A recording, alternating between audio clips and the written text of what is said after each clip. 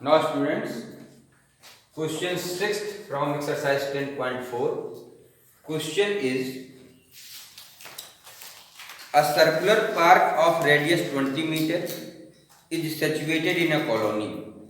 3 boys, Ankur, Sayyid and David, are sitting at equal distance on its boundary, each having a toy telephone in his hands to talk each other. Find the length of the string of each phone. तो question समझ में आ गया होगा आपके, थोड़ा explain कर देता हूँ। 3 फ्रेंड्स हैं, अंकुर, A for Ankur, S for Syed and D for David. तीनों के हाथ में एक टॉय टेलीफोन है, एक दूसरे से बात कर रहे हैं। तो तीनों क्या है, एक सर्कुलर पाथ पर खड़े हैं, ठीक है, और उनके बीच की डिस्टेंस इक्वल है। एस से एस, एस से डी और ए से डी, इनके बीच की डिस्टेंस इक्वल है, ठीक है। और जिस सर्कुलर पाथ पे ये खड़े हैं कि बैठे हैं, क्या लिखा है? बैठे। तो उस सर्किल की रेडियस 20 मीटर है। इतनी इंफॉर्मेशन है कि हमने डायग्राम बना दिया है, देख सकते हैं, ये सर्कुलर, ठीक है ना, पाथ। अब इसका हम क्या, आपको एक चीज दिया है कि इसकी रेडियस कितनी है, 20 मीटर। तो यहाँ लिख सकता हूँ, ये भी 20 मीटर है और ये भी, ऐसा हम लिख सकते हैं। क्यों?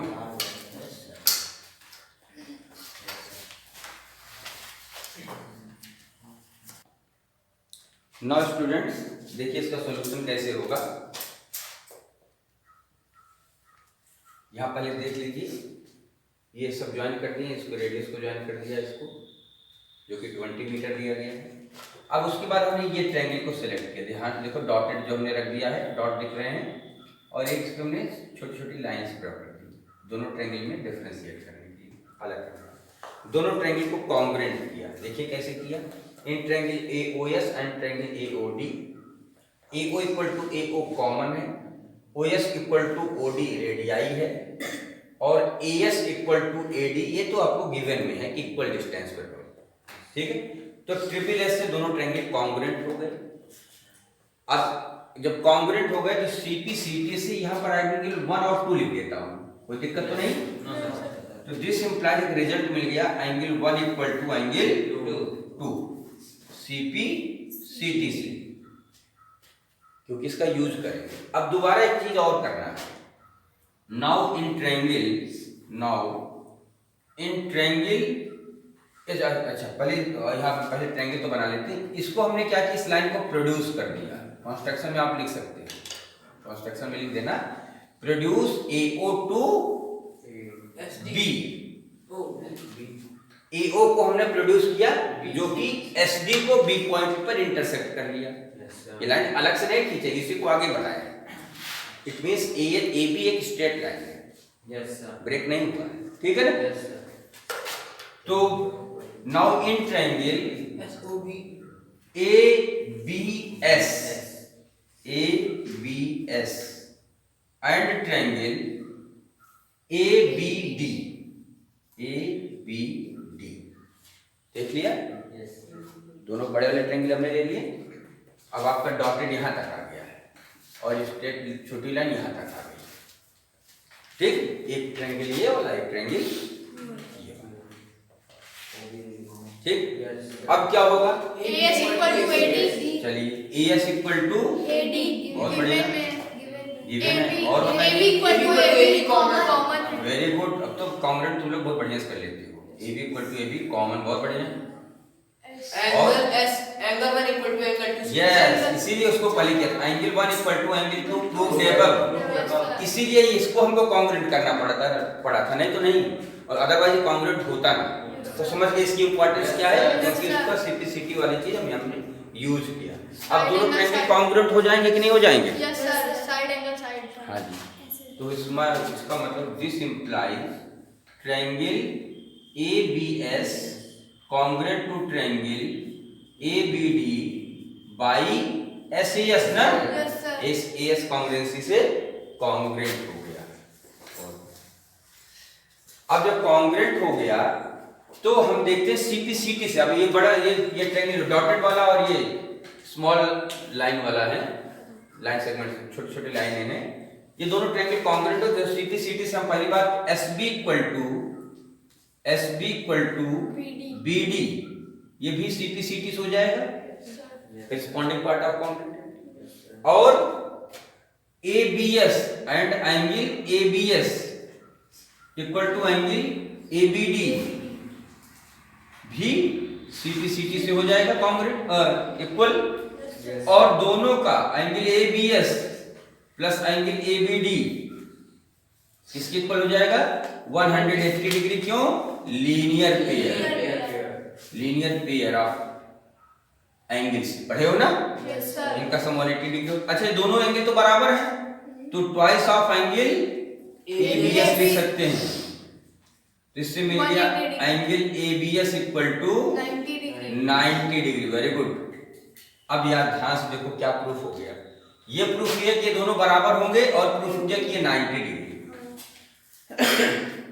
ओके, कोई दिक्कत नहीं।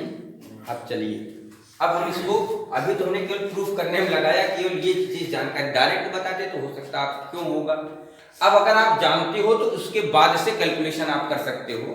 तो मैंने पूरा समझाने के लिए आपको बताया, आप इसके बाद से भी सॉल्यूशन शुरू करेंगे तो कोई दिक्कत नहीं होगा। तो चलिए अब हम चलते हैं। ध्यान से देखो, अब हम इसको थोड़ा डॉटेड हटाते हैं क्योंकि ये डिस्टर्ब हो जाएगा। ठीक, लिखने में। हाँ जी, अब यहाँ देखिए, अब थोड़ी देर के हम इसको x अज्यूम कर लेते हैं, तो ये भी x हो जाएगा क्योंकि दोनों इक्वल है। और OB को हम y अज्यूम कर लेते हैं अगर आपको कोई दिक्कत ना हो तो। इसको x मीटर और ये y मीटर। अब चलिए लगाते हैं Pythagoras in triangle OBS। Pythagoras लगाता हूं, ध्यान से देखो। x square plus y square equal to 20 square होगा कि नहीं होगा? x square plus y square equal to 20 का स्क्वायर। पाइथागोरस थ्योरम समझ में बात आ रही है कि नहीं आ रही है? कि हम पूरा लिख करके बताएं कि SB square plus OB square equal to OS square. समझ गए? ये आपको मिलेगा x square plus y square equal to 400। Equation first, समझ गए? अब हम लगाएंगे इन ट्रायंगल ABS। देखिए इसमें वीडियो में खराब नहीं आ रहा। In triangle ABS। अब इसको हम ऊपर लिखते हैं क्योंकि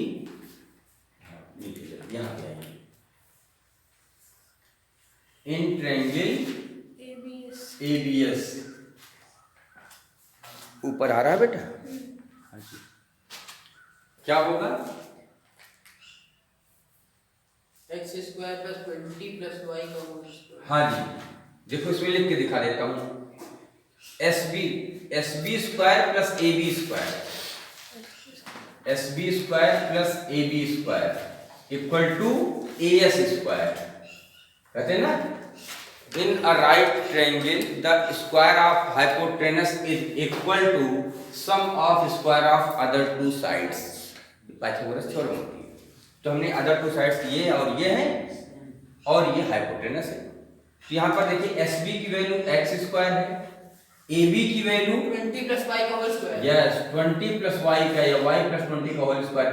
AS की वैल्यू क्या है? AS की वैल्यू नहीं पता है, कोई बता सकता है? ध्यान से देखो, SD की वैल्यू कितनी है? 2x है। तो AS की वैल्यू कितनी होगी? 2x होगी ना, इक्वल डिस्टेंस पर है। ये हुआ 2x, ये तो समझना 2x मीटर, ठीक है ना? ये कितना मीटर था? यहाँ पे हो जाएगा इक्वल टू 2x का होल स्क्वायर। दिस इंप्लाइज क्या हो जाएगा? x square plus 400 plus y square plus 40y equal to 4x square. समझ में नहीं आया?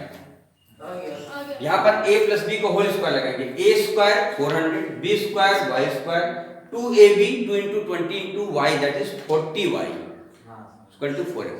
आया समझ में Yes, sir. कि नहीं आया? रुक जाए ना।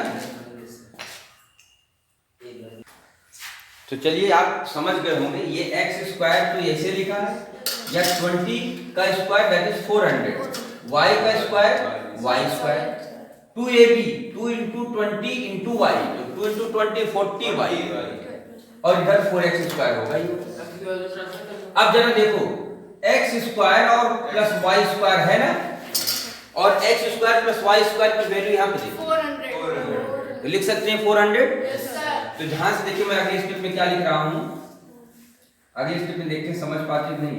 हमने लिखा 400 और प्लस 400, तो ये वाला 400 कहाँ से आया तो नहीं समझ में आता था। ये दोनों मिल करके आए, ये प्लस ये की साइड में तो है ना, इनको प्लस कर दिया तो ये 400 हो गया।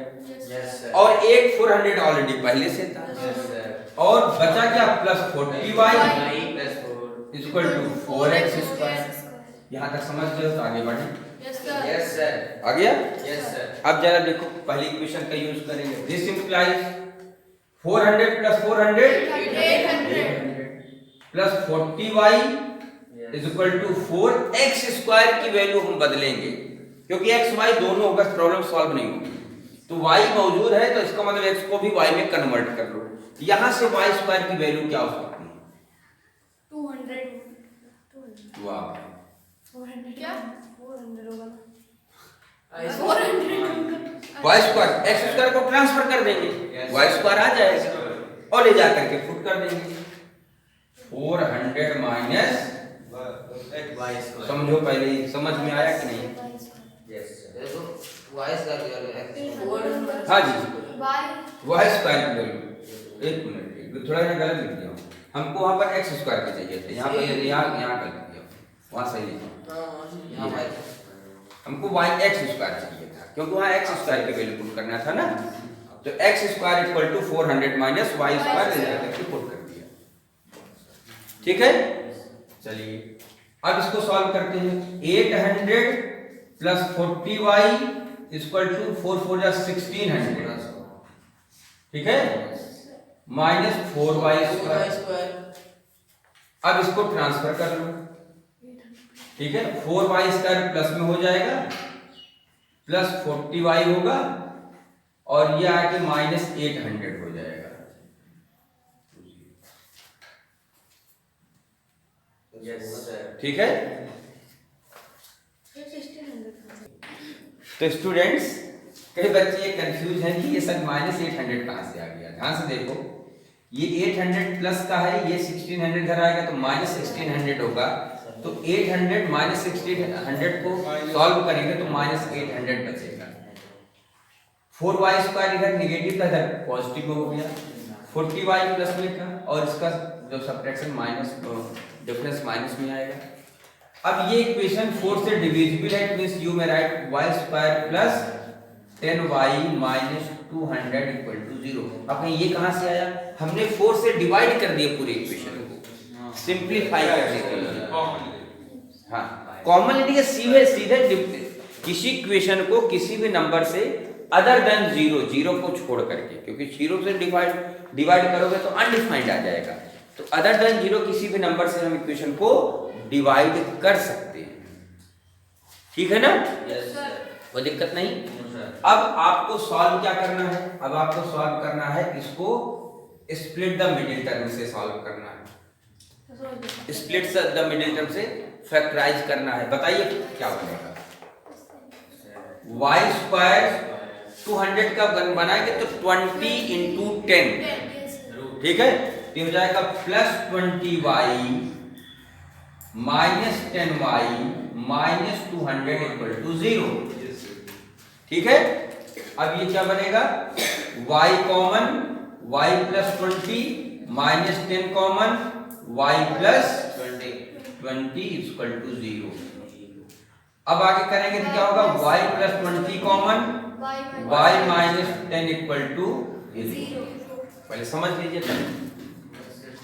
अब आइदर दिस इक्वल टू 0 और दिस इक्वल टू 0। एक बार जिनका इनका प्रोडक्ट 0 है, इसमें पहले को 0 करेंगे और दूसरे को भी 0 करेंगे और y की वैल्यू आपको मिलेगी। तो क्या मैं डायरेक्ट वैल्यू लिख दूं y की? तो y इक्वल टू -20 इससे आएगा। y प्लस 20 इक्वल टू 0 लिखोगे तो y इक्वल टू -20 आएगा ना? ठीक है। या आएगा y equal to 10, y -10 equal to 0, then y equal to 10। समझ में बात आई? Yes sir. ये भी डाउट है, रुके रहे बच्चों, इधर देखो। चलिए आपको नहीं आ रहा, मैं इसको दोबारा से देखो बेटा। जब कभी प्रोडक्ट होता है, जैसे a into b equal to 0 लिखा गया है, यानी आपको a into b equal to 0 लिखा गया है, ये 0 का आंसर 0 है। तो 0 कैसे आ सकता है? या तो a 0 होगा तो 0 इंटू बी तो 0 मिल जाएगा, या तो b 0 हो सकता है तो a इंटू 0 तभी भी 0 आ सकता है, या दोनों 0 हो, 0 इंटू 0 तो भी 0 आ सकता है। इसीलिए कंफर्म नहीं है कि ये वाला 0 था तब का प्रोडक्ट 0 हो गया, या ये वाला 0 था तो प्रोडक्ट 0 हो गया, या दोनों 0 थे तो रिजल्टेंट 0 हो गया। इसीलिए ऐसी केस में ऐसे सॉल्व करने के लिए अगर ऐसा कभी भी इक्वल टू 0 आए, केवल 0 आए, 1 आने पे नहीं लिखेंगे इक्वल टू 1, 0 पे ही लिखेंगे। तो this implies either y plus 20 equal to 0 और y माइनस 10 इक्वल टू 0। कभी भी ऐसा मिले तो आप लिखिए प्रोडक्ट में, और 0 रहेगा तभी। अगर यहाँ पर सपोज इनका प्रोडक्ट 5 होता तो इसको इक्वल टू 5 और इसको इक्वल टू 5 ना लिखते, ठीक है ना? 0। तो दिस इंप्लाइज यहाँ से y की वैल्यू ट्रांसफर करोगे तो -20 और y की वैल्यू 10। ये हमने डायरेक्ट लिख दिया था, आप समझ नहीं पा रहे थे, मैं दोबारा ठीक है। अच्छा, y इक्वल टू -20 लिख देंगे नॉट पॉसिबल या रिजेक्टेड, या नॉट पॉसिबल तो नॉट पॉसिबल या ठीक है, इम्पॉसिबल भी लिख सकते हैं, इम्पॉसिबल। क्यों? क्योंकि y की वैल्यू देखो नेगेटिव कैसे हो सकती है, देख रहे हो, और नेगेटिव नहीं हो सकती, इसीलिए हमने कहा नॉट पॉसिबल। इसका मतलब जब ये नहीं पॉसिबल है तो इसका मतलब यही y की वैल्यू सही है, y इक्वल टू 10 ही सही है। अब हमको y तो निकालना है, हमको तो x चाहिए, तो हम y की वैल्यू क्या करेंगे? इक्वेशन फर्स्ट में पुट कर देंगे। तो इक्वेशन फर्स्ट में पुट करेंगे तो मिलेगा x square equal to 400 minus 10 का स्क्वायर, तो मिलेगा 400 माइनस 100 और वैल्यू कितनी आ जाएगी? 300। हाँ देखो 300 आ रही नहीं, किसकी वैल्यू? x स्क्वायर की वैल्यू। तो x की वैल्यू कितनी हो जाएगी? x इक्वल टू √300 होगा, और √300 की वैल्यू सिंप्लीफाई करेंगे तो आएगा कितना? 10√3। वेरी गुड, 10√3 x की वैल्यू आ गई। लेकिन हमको निकालना था क्या? लेंथ ऑफ स्ट्रिंग निकालना था। So length of string, length of string जो उनके टेलीफोन की लेंथ ऑफ स्ट्रिंग ध्यान देखिए क्या है? SD है। SD कितना? 2x है। कितना हुआ? 2x। और x की वैल्यू निकाल चुके हैं कितना? 10√3। तो फाइनल आंसर मिला 20√3 मीटर। ये आपका हुआ फाइनल आंसर। देख लीजिए वीडियो में आ रहा है कि नहीं आ रहा है, नहीं थोड़ा सा नीचे करना पड़ेगा।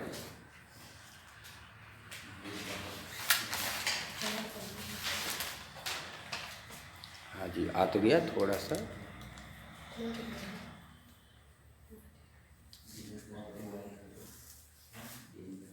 तो ये पूरा कंप्लीट सॉल्यूशन हो गया बच्चों। देख लो, जहां समझ में नहीं आया दोबारा से बता सकते हैं, इस वीडियो पे अपलोड यूट्यूब पे अपलोड कर दूंगा, कई बार आप इसको देखिए। ये थोड़ा सा बड़ा क्वेश्चन है, ठीक है, क्वेश्चन 6 और क्वेश्चन 5। तो इनको आप एक बार में, अभी आपको थोड़ा सा उतनी जल्दी से उतना कॉन्फिडेंस नहीं आएगा, 2-3 बार आप लगा लेंगे तो कॉन्फिडेंस आपका बढ़ जाएगा।